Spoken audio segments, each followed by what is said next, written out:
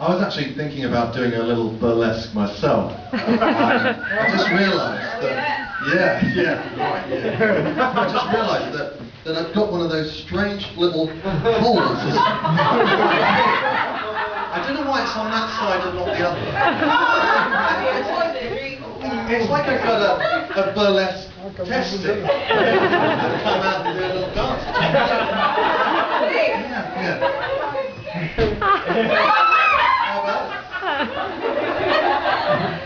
Anyway, I'm going to wax intellectual now.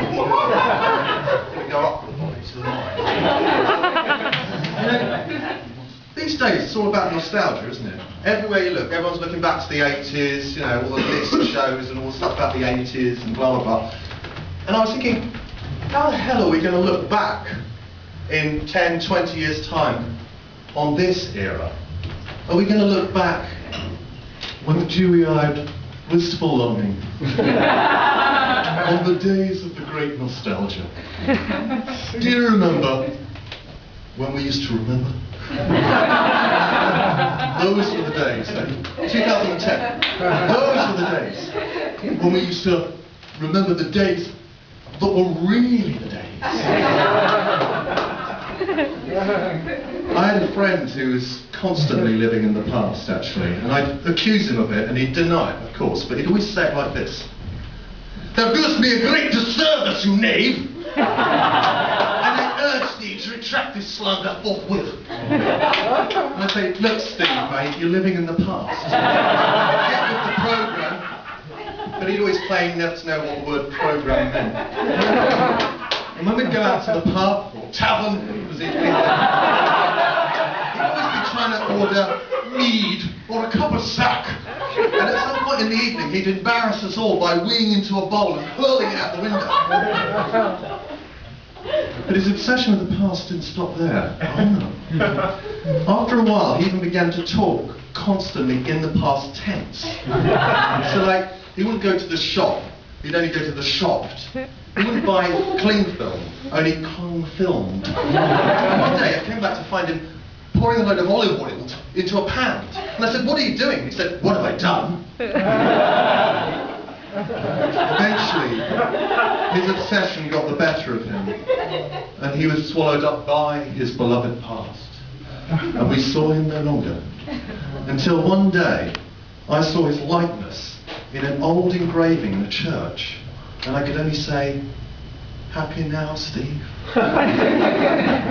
Rest in peace, oh Steve.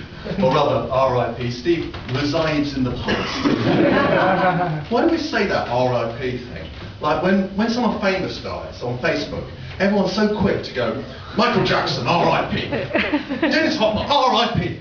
And they don't say anything about the person. They just, you know, I don't even think they really cared about these people while they were alive. As soon as they're dead, they want to be the first to tell you. "Michael Jackson, R.I.P. Like some sort of smug buzzard just sat on "Yeah, he's dead. I know, you didn't."